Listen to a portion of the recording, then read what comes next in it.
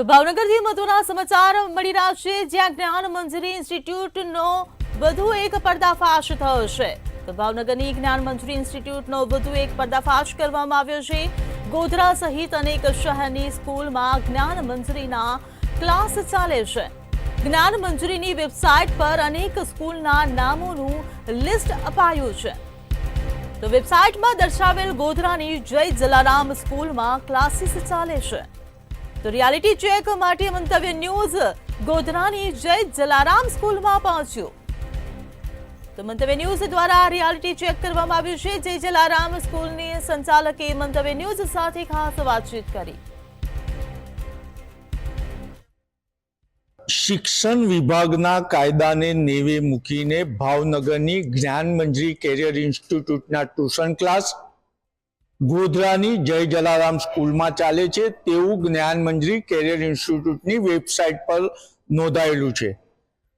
શિક્ષણ વિભાગનો કાયદો છે કે કોઈ પણ સ્કૂલમાં ટ્યુશન ક્લાસ ચલાવી શકાય નહીં, ત્યારે જ્ઞાન મંજરી કેરિયર ઇન્સ્ટિટ્યૂટે પોતાની વેબસાઇટ બનાવી છે ને એ વેબસાઇટ પર વડોદરા, ગોધરા, રાજકોટ સહિત અનેક શહેરોમાં તેના ટ્યુશન ક્લાસ ચાલે છે। આવી જ એક વેબસાઇટ પર જ્ઞાન મંજરી કેરિયર ઇન્સ્ટિટ્યૂટે જય જલારામ સ્કૂલ ગોધરામાં તેના ટ્યુશન ક્લાસ ચાલે છે તેવું બતાવ્યું છે। એટલે મંતવ્ય ન્યૂઝ રિયાલિટી ચેક માટે પહોંચ્યું છે જય જલારામ સ્કૂલ ખાતે। આપણે જય જલારામ સ્કૂલના ટ્રસ્ટી ચેરમેન સાથે વાત કરીશું અને એમને પૂછીશું, શું કહો છો, જ્ઞાન મંજરી કેરિયર ઇન્સ્ટિટ્યૂટની વેબસાઇટ પર જય જલારામ સ્કૂલમાં એમના ક્લાસીસ ચાલે છે, શું તમારી સાથે એમને એગ્રીમેન્ટ કર્યા છે? અત્યારે હાલના તબક્કે તો જ્ઞાન મંજરી કેરિયર ઇન્સ્ટિટ્યૂટ ભાવનગરની કોઈ પણ સંસ્થાના કોઈ પણ ટીચર બાળકો અમારી સંસ્થા સાથે સંલગ્ન નથી, અને એ 2 વર્ષ અગાઉ એ અમારી સંસ્થા સાથે કોલેબોરેશન કર્યું હતું ત્યારે એ લોકો અહીંયા આગળ બનાવતા હતા। પણ સરકારે જે નિયમ બનાવ્યા છે કે કોઈ પણ સંસ્થાની અંદર કોઈ પણ સ્કૂલની અંદર ટ્યુશન ક્લાસીસ ચલાવવાની મનાઈ કરી છે, ત્યારથી અમે એ લોકો જોડે એગ્રીમેન્ટ રદ કરી અને એ લોકોને અહીંયા આગળથી અમે બંધ કરી દીધું છે અમારે ત્યાંથી। જ્ઞાન મંજરી કેરિયર ઇન્સ્ટિટ્યૂટની વેબસાઇટ પર તમારું નામ છે, તો તમારી સાથે એમને એગ્રીમેન્ટ કેવી રીતનો કર્યો હતો અને શું કરતા હતા? ગયા 2 વર્ષની અંદર, આ વર્ષે તો અમારે ત્યાં નથી, પણ ગયા વર્ષે જ્યારે અમારી જોડે 2 વર્ષની અંદર એ અમારી સંસ્થામાં જે ચલાવ્યું હતું એની અંદર એ લોકોએ એગ્રીમેન્ટ કર્યો હતો કે જે કંઈ અમે ફીસ લઈએ છીએ એની અંદર તમારી જે સંસ્થાની ફી મંજૂર થયેલી હોય એ તમારે લેવાની, એ સિવાયની બીજું કલેક્શન અમે કરીશું એવો એગ્રીમેન્ટ કરેલો છે અમારી જોડે, અને એગ્રીમેન્ટની કોપી પણ મારી પાસે છે હાલમાં। અને ટીચિંગ સ્ટાફ જે હતો એ કોનો હતો? ટીચિંગ સ્ટાફ ઓલમોસ્ટ બધો જ 100% ટીચિંગ સ્ટાફ જ્ઞાન મંજરી સંસ્થામાંથી આવતો હતો અને એનો પગાર પણ જ્ઞાન મંજરી સંસ્થામાંથી જ પડતો હતો। મહત્વની બાબત એ છે કે એફઆરસીના નિયમ અનુસાર જો આ ટ્યુશન ક્લાસ ચલાવતા હોય તો એની આવક પણ ગણાય, તો એ તમારી ફીમાં તો ઘટ કરવી પડે ને? ટ્યુશન ક્લાસીસની જે આવક થાય છે એની અંદર સરકારના નીતિ નિયમ મુજબ મને ખ્યાલ છે ત્યાં સુધી 18% જીએસટી લાગતો હોય છે, અને અમારી સંસ્થાની અંદરથી ગુજરાતી મીડિયમના બાળકો પાસેથી 1,95,000 રૂપિયા ફીનું કલેક્શન કરેલું છે, અને ઇંગ્લિશ મીડિયમના બાળકો પાસેથી 1,65,000 રૂપિયાનું ફીનું કલેક્શન એ લોકોએ કરેલું છે। હવે એની અંદરથી જે અમે અમારી સંસ્થાની જે ફીસ અમારી 45,000 રૂપિયા નક્કી કરેલી હતી અમે લીધેલી છે, અને અમારી સંસ્થાના ઓન એકાઉન્ટમાં લીધેલી છે અમે, એટલે એ સિવાયની બધી ફી એ લોકોએ લીધી છે, એની પાવતી પણ એ લોકોએ આપી છે, અને એનો જીએસટી પણ એ લોકોએ ભરવાનો આવે છે। એનો જીએસટી ભર્યો છે ખરો? મને તો અત્યારે ખ્યાલ નથી, એનો જીએસટી નંબર મને મળે તો જ મને ખબર પડે, પણ જીએસટી ભર્યો હોય એવું મને કોઈ જગ્યાએ લાગતું નથી। અંદાજિત મારી ગણતરી મુજબ 90 લાખથી 1 કરોડ રૂપિયા જેટલો મારી સંસ્થાનો એકલો જ જીએસટી લોકોને ભરવાનો થાય છે, અને એ ભર્યો છે કે નહીં એ મને ખબર નથી।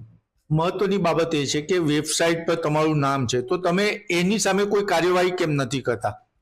અત્યારે વેબસાઇટ પર નામ છે એ તમારા માધ્યમ દ્વારા જ મને અત્યારે ખબર પડે છે, એટલે આજે અત્યારે હું એમને કોલ કરી અને એમને જણાવું છું કે ભાઈ તમે ગોધરાની અંદર જે હજુ મારા નામથી તમે બાળકો એ આગળ કલેક્શન કરી રહ્યા છો એ બંધ કરો, અને તમે વેબસાઇટ પરથી મારું નામ હટાવો તૈયારીમાં, નહીં તો હું કાયદેસરની એક્શન લઈશ। એવું બને કે હાલ તમારું નામ મૂકીને અહીંયા ગોધરામાં જ્ઞાન મંજરી કેરિયર ઇન્સ્ટિટ્યૂટના ક્લાસ ચાલતા હશે? કારણ કે આ પહેલા પણ અમે ઘટસ્ફોટ કરી ચૂક્યા છે। આજની તારીખની અંદર ગોધરાની અંદર એમના ક્લાસ ચાલી રહ્યા હોય એવું લાગે જ છે, કારણ કે અહીંથી બધા બાળકો હું જ્યારે અહીંયા નહોતો ત્યારે એ બધા બાળકોને અહીંથી બીજી કોઈ સ્કૂલમાં લઈ ગયા છે, અને અમને મેં તમારા માધ્યમથી પણ જે જોયું હતું કે એ લોકોએ કોઈ અન્ય સ્કૂલમાં એડમિશન લીધા છે અને અન્ય કોઈ સ્કૂલમાં અત્યારે ભણાવી રહ્યા છે, એવી પણ માહિતી મને તમારા દ્વારા મને મળેલી છે. જ્ઞાન મંજરી કેરિયર ઇન્સ્ટિટ્યૂટનો ટ્યુશન ક્લાસ સ્કૂલમાં ચલાવવા કાયદાકીય યોગ્ય છે ખરા? અત્યારે સરકારે જે કડક નીતિ નિયમો બનાવ્યા છે એ પ્રમાણે તો આજે કોઈ પણ સંસ્થા ગુજરાતની સ્કૂલની અંદર કોઈ પણ સંસ્થા ટ્યુશન ક્લાસીસ ચલાવી શકે નહીં. જ્ઞાન મંજરી કેરિયર ઇન્સ્ટિટ્યૂટ ગુજરાતમાં કેટલી જગ્યાએ સારામાં ટ્યુશન ક્લાસ ચલાવે છે? અત્યારે જે એમનું મેં લિસ્ટ જોયું હતું તો એના પ્રમાણે મને અંદાજ છે ત્યાં સુધી 12 જેટલી સ્કૂલની અંદર એ લોકો અત્યારે ટોટલી મેનેજમેન્ટ એ લોકોનું કરી રહ્યા છે અને એ ટ્યુશન ક્લાસીસ ત્યાં આગળ કરી રહ્યા 12 જેટલી સંસ્થાઓ છે. એટલે મંતવ્ય ન્યૂઝ રિયાલિટી ચેક માટે પહોંચ્યું ત્યારે ખુલાસો થયો છે કે જ્ઞાન મંજરી કેરિયર ઇન્સ્ટિટ્યૂટ જય જલારામ સ્કૂલમાં ચાલતું નથી, પરંતુ એના સ્કૂલનો ખોટો નામનો ઉપયોગ કરી અન્ય જગ્યાએ ચલાવી રહ્યું છે. અને મોટો ઘટસ્ફોટ તો એ થયો છે કે જ્ઞાન મંજરી કેરિયર ઇન્સ્ટિટ્યૂટે જે ભરવાનો જીએસટી થતો હોય એ માત્ર ગોધરામાં જ 90 લાખ રૂપિયાથી વધુ છે.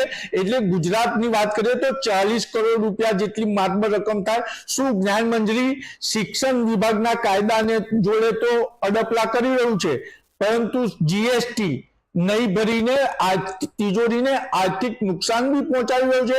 આ તો તપાસના અંતે ખબર પડશે. પરંતુ મહત્વની બાબત એ છે કે જય જલારામ સ્કૂલ નીટ વખતે પણ વિવાદમાં આવી હતી ને આ વિવાદ થયો ત્યારે જ્ઞાન મંજરી કેરિયર ઇન્સ્ટિટ્યૂટના એક શિક્ષકની પણ ધરપકડ થઈ હતી.